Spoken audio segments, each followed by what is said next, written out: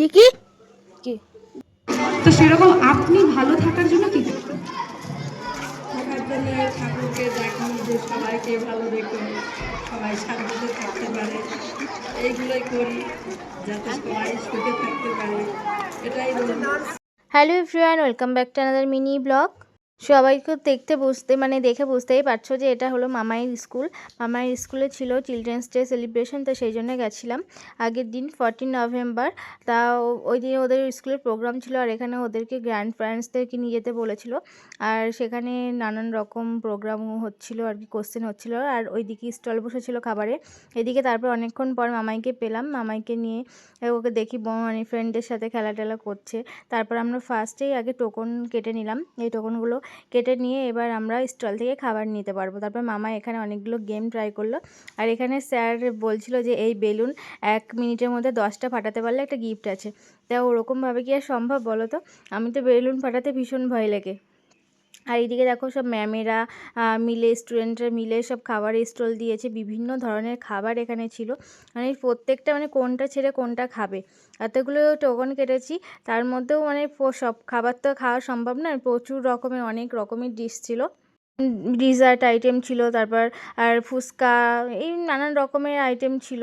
তারপর পিঠে পুলি, শীতকালে সব রকম আইটেম ম্যামেরা বাড়ির থেকে বানিয়ে এনেছে, কেউ কেউ স্টুডেন্টরা বানিয়ে নিয়ে গেছে, সেগুলোরই স্টল ছিল। আর প্রত্যেকবার কিন্তু এই চিলড্রেন্স ডেটা খুব আনন্দ করে কাটে আমাদের।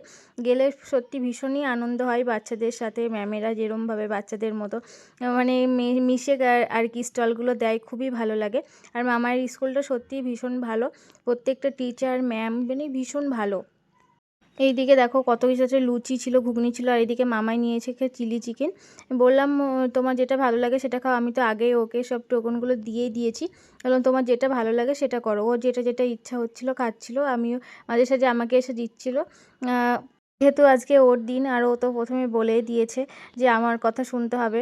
আর আগের দিন রাত থেকে ও ভীষণ এক্সাইটেড থাকে, মানে চিলড্রেন্স ডেটা নিয়ে ওর ভীষণ মানে থাকে যে কবে চিলড্রেন্স ডে আসবে। ও ভীষণ আনন্দ করবে স্কুলে, একটু নিজের মনের ইচ্ছা, একটু নিজেকে একটু ভাববে যে কলেজে চলে এসেছি, নিজের ইচ্ছে ঘুরে বেড়াতে পারবে, খেলা করতে পারবে।